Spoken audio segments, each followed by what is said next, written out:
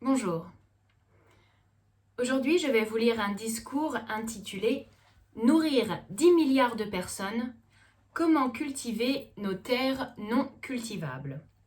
C'est un discours simultané, assez long, dense, donc plutôt pour les étudiants intermédiaires, voire avancés. Je commence. Un hamburger, c'est de la viande, des céréales et des légumes, mais c'est surtout de la viande. Les Américains mangent plus de viande que n'importe quel autre peuple sur Terre.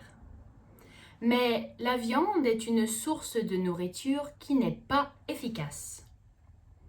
Le problème, c'est que l'on n'a qu'une seule planète, des ressources naturelles limitées, et donc pas assez d'eau potable ni de denrées alimentaires pour nourrir notre population qui ne cesse d'augmenter. Tout d'abord, l'espace dont nous disposons réduit à vue d'œil. Pour élever le bétail dont on a besoin pour faire notre hamburger, nous avons besoin de beaucoup d'espace, notamment pour faire paître nos moutons et nos vaches. Les cultures, c'est-à-dire les champs de céréales et de légumes, prennent eux aussi beaucoup de place. Finalement, plus d'hommes, plus d'êtres humains, veut dire plus de logements.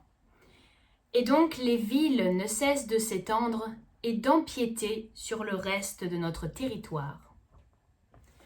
Il faut dire que le réchauffement climatique n'aide pas non plus. Il réchauffe les eaux qui finissent par s'évaporer et faire fondre les glaces, ce qui engendre des catastrophes naturelles sans précédent, telles que des inondations. Et quand ce n'est pas trop d'eau, c'est pas assez d'eau. Et la sécheresse, ce n'est pas bon non plus pour la terre et pour les plantes qui, sans eau, dépérissent. Tout comme les animaux et les hommes d'ailleurs. Des chaleurs excessives font également brûler les champs agricoles. Si l'on continue sur cette lancée, la surface des terres cultivables pourrait être réduite de moitié d'ici à 2050. Aussi, à chaque fois que la température augmente d'1 degré Celsius, les rendements de blé chutent de 6% et les rendements de maïs chutent de 7%. Pour accroître la production alimentaire afin de nourrir les générations futures, nous devrons trouver d'autres moyens pour cultiver les terres pauvres dans les climats les plus rudes.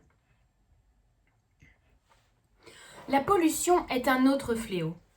La Chine, par exemple, classe 20% de ses sols agricoles comme étant pollués. 20%, c'est énorme pour un si grand pays qui a tant de bouches à nourrir. Mais tout problème a généralement une solution, et ce problème est si grand et si important que nous ne pouvons pas baisser les bras. Mais alors, comment pouvons-nous créer plus d'espace pour nos cultures ? On pourrait penser à la déforestation par exemple. Mais on a bien vu au fil des années les dégâts considérables que la déforestation pouvait provoquer. Non seulement on se débarrasse d'arbres et de plantes qui pourraient nous aider à purifier notre air, mais en déforestant, on condamne aussi des espèces animales qui dépendent de la forêt puisque c'est leur habitat. On pourrait aussi penser aux pesticides. Mais encore une fois, ces techniques n'ont pas fait leurs preuves et ont même démontré qu'elles avaient plutôt tendance à polluer les sols. Beaucoup de terres agricoles ont d'ailleurs dû être abandonnées parce que leur sol était trop abîmé. Cependant, bonne nouvelle, des programmes de restauration, de régénération des sols pourraient donner une nouvelle vie à ces terres agricoles et produire 10 milliards de tonnes de nourriture supplémentaire d'ici à 2050.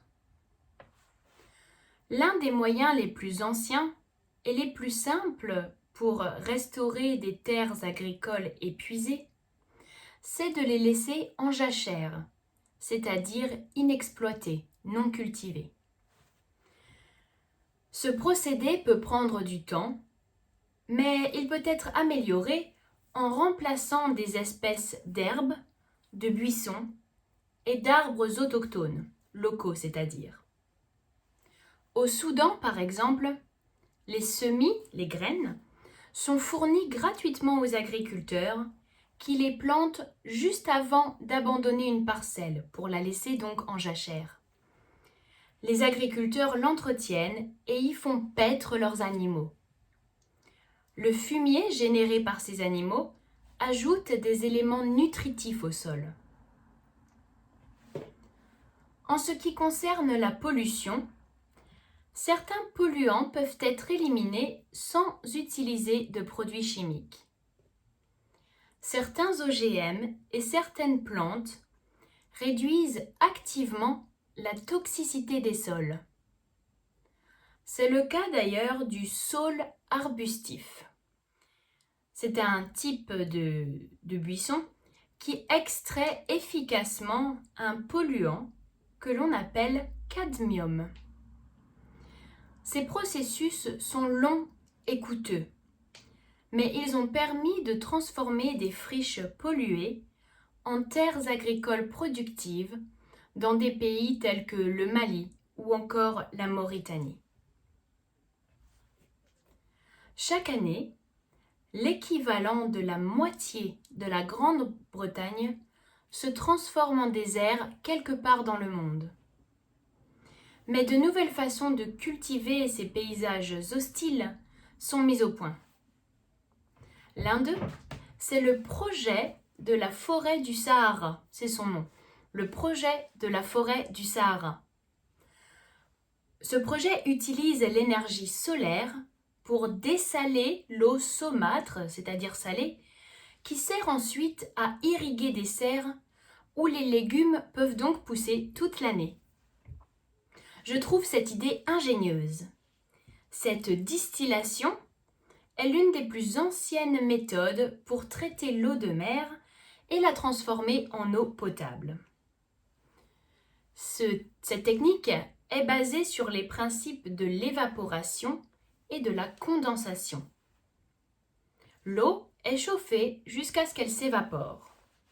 Le sel est séparé du liquide et rejeté, tandis que la vapeur, elle, est condensée pour produire de l'eau fraîche. L'eau dessalée est récupérée pour revégétaliser les zones environnantes. Donc non seulement on obtient plus de végétation, ce qui n'est déjà pas rien, mais cette végétation peut également servir comme un bouclier contre le vent ou encore contre les tempêtes de sable et protéger donc les cultures au Moyen-Orient par exemple.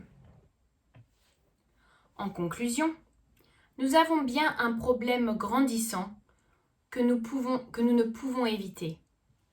Tous les ans, notre population mondiale augmente. Les quantités d'eau potable et de nourriture, elles, n'augmentent pas. Ce qui veut dire que nous devrons trouver de nouvelles solutions pour nourrir les générations à venir. Partout dans le monde, nous essayons de trouver de nouvelles solutions pour régénérer les terres qui ne sont plus exploitables et pour pouvoir les cultiver à nouveau. Je trouve ces efforts vraiment très impressionnants et j'espère qu'ils porteront leurs fruits dans tous les sens du terme. On pourrait également conjuguer ces efforts à d'autres techniques, comme par exemple la viande artificielle. Après tout, si vous tenez tant que cela à votre hamburger, il vous faudra vous faire à l'idée qu'un jour, celui-ci pourrait être produit en laboratoire. Je vous remercie.